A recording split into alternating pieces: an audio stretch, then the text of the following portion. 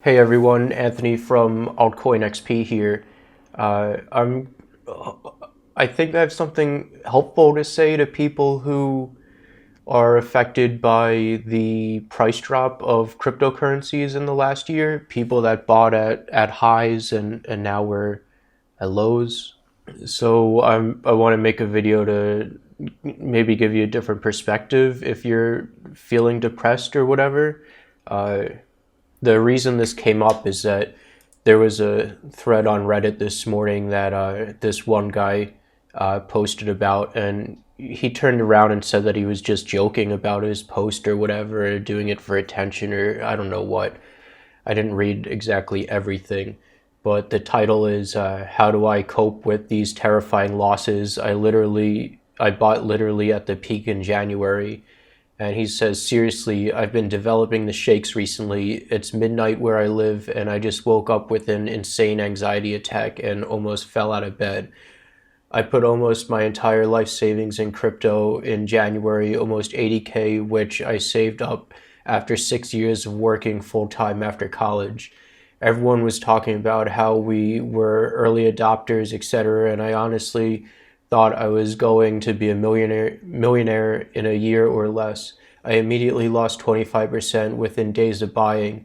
This is okay, I thought. I mean, it might have been stupid to buy after such a strong spike in January, but now I have 6K left. Six fucking $1,000. I was a cheesemaker, I made fucking cheese. Which, then this other person linked this other post from this Copypasta thing about some guy having to go to war, and I'll just put it up on screen.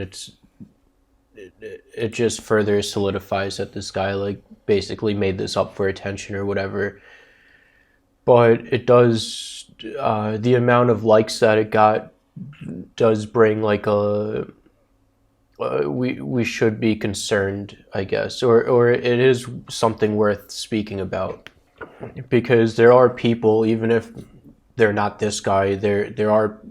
I don't even know of any confirmed stories of people committing suicide over cryptocurrency losses or anything. So maybe there aren't people, but this has always been a thing. Like for years after a bubble, there would be like suicide prevention hotlines and all that stuff. And this is why, like, during the bubble, I made the video that I did telling everyone to stay calm and don't overinvest and all that, and got so much hate from people with that. I made like a comment on Reddit and got like 1 million downvotes that I'm like anti-cryptocurrency because I'm telling people not to invest their life savings or whatever. So since this is my second or third bubble that I've been through, I want to tell you guys how I've coped with it in the past. For those of you who don't know, I'm just going to give like a brief rundown of everything. Back in the end of 2012 is when I first heard of Bitcoin. I wanted to mine it because I didn't want like banks seeing me put money into Bitcoin and then ask a bunch of questions and all that. And it was really hard to buy Bitcoin anyway. You would have had to get like a MoneyGram at Walmart, send money to Mt. Gox, and then wait like months hoping that you'd get Bitcoin. So yeah, I ended up deciding to mine cryptocurrency. And so then I was all involved in computers, and as you can see, I knew how to build computers and get them to perform well and all that. So I planned out like the exact parts that I wanted, and in March of 2013, I started mining Litecoin because Bitcoin had like ASICs and FPGA machines already on the network. So and to buy all those things, they were like sold out, and they were like really spotty companies. Like Butterfly Labs was the best one apparently, but no one's really. I don't know of anyone that has any of their machines today. Whatever. It was a risk buying ASICs, so I bought GPUs and moved to Litecoin, and a bunch of other people did that as well. So, oh, I guess it was my second bubble because I actually got in around the uh, there was a bubble in March, just same exact thing that happened in so March 2013. There was like this Cyprus bank bailout, or the government uh, doing like a Brexit thing, like locking up users' funds in their banks, or and not letting them take out more than a certain amount of money, and whatever. And cryptocurrency prices jumped up with that. So that was March 2013, and that's when I started mining, and the prices went down and everything. But like that's when I like learned about how the technology works, and really like got myself in deep down in there, and saw like all the advantages of like how governments can't do what happened with the Cyprus stuff and all that. So then there was the next bubble in I guess it started November of 2013, and it peaked around end of December of 2013. And still I had like all I did, like I focused. One thing you have to do is you have to focus on the news. uh, Nothing was fundamentally wrong with Bitcoin. No exchanges were hacked. uh, Nothing like that. So if you just like thought about things logically with like reason and evidence and stuff, everything was okay. There's still like new companies investing money into cryptocurrency and whatever. So, oh, also I wanted to mention in this video, I'm not going to be talking about which cryptocurrencies to invest in or anything like that. I'm talking about cryptocurrency ecosystem as a whole. Uh, in the past, we've seen with bubbles, every cryptocurrency, even the bad ones, end up doing really well uh, when all money moves in and stuff, uh, which is kind of a shame. But anyway, that's beside the point, I guess.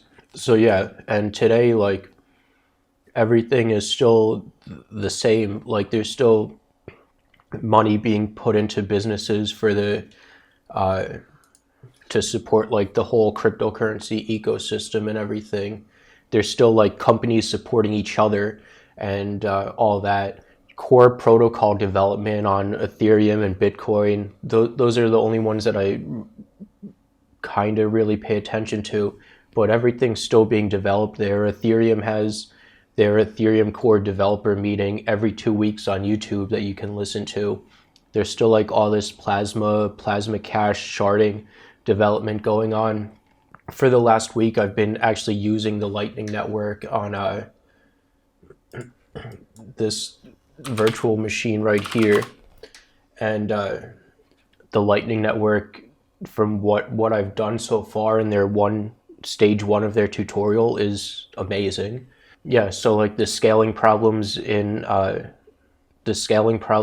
face cryptocurrency now, there there are promising developments that are just going to take time to come into fruition.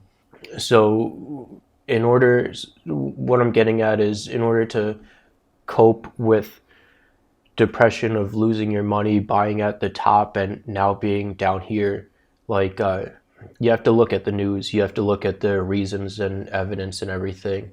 But another thing that I did to make sure I always held that investment, because I believed in it and I didn't want like an emergency to come up forcing me to sell so I could pay for that emergency. So like I took on odd jobs, shoveling the snow outside of my apartment, uh, doing anything that I could to make extra money, like repairing people's computers, anything like that. I also lived like extremely frugally. I would buy like things in bulk. Uh, I have like spreadsheets of which grocery stores have the cheapest food, because I don't know, because I thought like saving, well, it is true, like saving $1 here and there or whatever, it does help in the long run when you're on such a tight budget. But yeah, that's the solution, is to make it through or at least the way that I did it, to make it through this, use this hand, man, to make it through collapses like that, bubble poppages, watch the news, listen for reasons and evidence, and really think things through. See that it's not the end of everything. You just gotta wait longer. Like if you bought here, maybe the price would only, don't take this as like gospel that the price is definitely gonna go up again one day.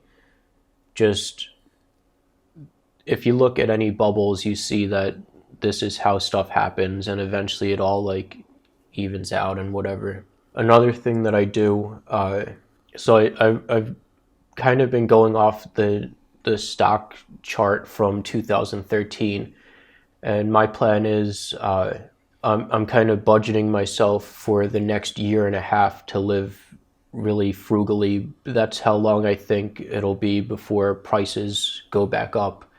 And I'm just looking at the past bubble from the end of 2013 to where we are today, and then where it took off from there. So yeah, you just have to budget that stuff. But yeah, the comments in this Reddit thread aren't helpful, and that's where I wanted to like speak in. Like people give you the advice that people say is stop checking the price. Once I stopped checking the price, everything became like better. I mean, you still have the problem. Like you're just closing your eyes to the problem by not checking the price or anything. You need hope. You need to realize that it's not the end or whatever. Then this other comment says, there's not much you can do, man. It's a risk you take. You leave it and work hard again. It'll turn into something one day or maybe in 1 year. It's a life lesson in investing in high risk with the potential of unreal upside. Unfortunately, this period wasn't meant to be for you. No one's going to get hope from comments like that. You're telling them that all of his fears are true and that he did lose everything. This other top comment says, brother, life is a bitch, yet there's no point in lying to yourself or hiding from the truth. You have to make a decision. A, can you deal with this shit? If not, then sell and don't look back. B, do you want to deal with this shit? If not, then sell and don't look back. C, do you believe the market will recover? If yes, then either hodl or buy more to DCA your way down, dollar cost averaging, and don't look back. We make decisions in life all the time. Sometimes they work out, sometimes they don't. Life's a bitch. None of this is giving him any insight or hope or anything. Saying, can you deal with this shit? Not giving anyone any knowledge or perspective on how to deal with it. So I just don't see these comments as helpful.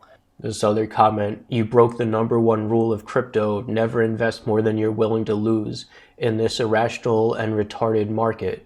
Obviously, you don't want to invest more than you're willing to lose. But he's like, once you get emotional in crypto, you're doing it wrong or either invested too much. Again, this isn't helpful to anyone. You're just pointing out a mistake that he made and solidifying it more into his head that he fucked up and that there's no way out of this. But he definitely does bring up a good point that you can't get emotional, and I'm guilty of this too. Like I've been emotional, like when you see like markets going crazy and stuff. I can't say that I've got emotional, I've gotten irrational, but I've never made like horrible decisions because of that. Sometimes I would sell like a little bit, and it's complicated to explain, but most of the time I would take like 2 or 3 days because you don't want to miss out on this market moving in order to take advantage of it. But really the best thing to do is sit down for a day or two, go through all the news, make a plan of everything, get your thoughts straight, figure everything out, and then make your move. I don't know. I just wanted to comment on this stuff. That's going to be it for this video. Take care. Thank you. You could support me in the links in the description stuff. I have a Patreon account too if you want to donate to that and whatever. So thank you, take care, and goodbye. All right, I'm back. A couple things I want to close with that I just took a little bit of time to just look through and write down. Just some like immediate things that to consider that give me hope that things aren't like the end and the prices are never going to go back up. Like I mentioned before, Bitcoin is still alive and thriving. Litecoin network looks amazing and very promising. And since the Bitcoin Cash fork, there hasn't been like there's so much unity in Bitcoin now that there's never been anything like that in a long time. Same with Ethereum. Ethereum is still alive and thriving. There's so much research and development going on to solve scaling, like all that I already mentioned before. Coinbase isn't going anywhere. They're constantly adding new features and they continue to grow and expand their business and get better at what they do. Bitmain, I think they're the largest cryptocurrency mining machine manufacturer company or something. There was just an article on CoinDesk today that they're seeking a $18 billion IPO, which I think is larger than Facebook that they mentioned when Facebook first went for an IPO. And Bitmain further expands into the crypto ecosystem. They've invested in companies like BizKey, Dex.top, which is a decentralized exchange, Circle, many more companies. I'll put the article here and you can read it for yourself. And Bitmain isn't the only company that's investing in like crypto supporting companies. I guess we can do that. Like Facebook is building blockchain stuff. WeChat is, IBM is, Overstock is, Binance is, Google is, Microsoft is. Whatever those financial companies are that I don't really pay attention to, JP Morgan, Morgan and Stanley, or I don't know what they are, but I don't pay attention to all like the financial industry and investing industry and all that. But they're investing in crypto ecosystem stuff as well. And the thing is, even if these supporting companies fail, they still bring lessons to anyone who's paying attention and the other entrepreneurs that want to build similar or better companies than what the failed ones did. And like any company that fails doesn't affect the underlying Bitcoin protocol or Ethereum protocol or technology or network or anything like that, which is actually which we actually really benefit from over the dot-com bubble, because as far as I know, I was just a wee little boy then, but you couldn't just invest in the internet. You couldn't invest in TCP/IP or whatever. Like you couldn't invest in the protocol. The dot-com bubble was all these websites that people were investing in, saying like, oh, that sock dog website, whatever, is going to be the next big thing. It's going to take over the world and whatever. And I mean, there are like cryptocurrencies like that people invest in that I'm not too sure of. But as far as like Bitcoin and Ethereum, those are the only ones that I really research and believe in, to be honest. And I just, not that I'm saying that all the other cryptocurrencies are bad, I just haven't had the time or put in the effort to really research any of them.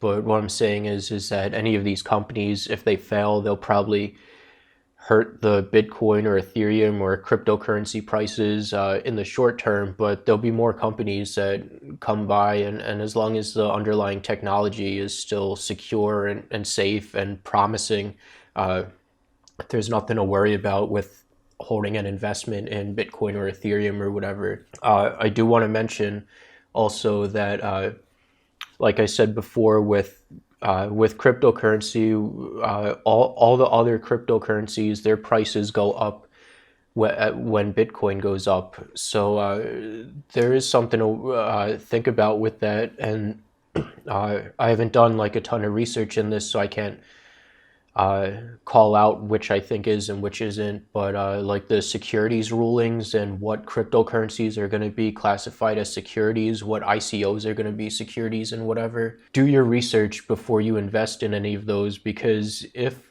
a ICO is just declared a security it's my understanding that they could just be completely shut down or subject to all these regulations that they might not be ready to deal with and ready to cooperate with or able to cooperate with. Uh, I know that Bitcoin and Ethereum aren't securities, so in my mind, they're safe investments because of that. They're safe from securities rulings and all that. There's this one company or nonprofit or something like that called Coin Center, and they do like a ton of research and legal stuff, and they talk to governments and all that about securities and making sure that all the cryptocurrency stuff is as legal and as what's the right word? That the governments don't screw up anything and impose any laws that will hurt cryptocurrency and all that.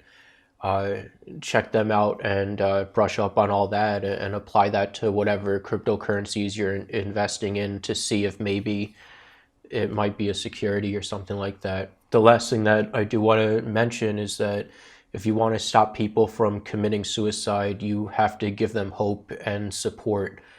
You can't give them criticism and judgment. They already know their mistakes. They already know the problems that they're in.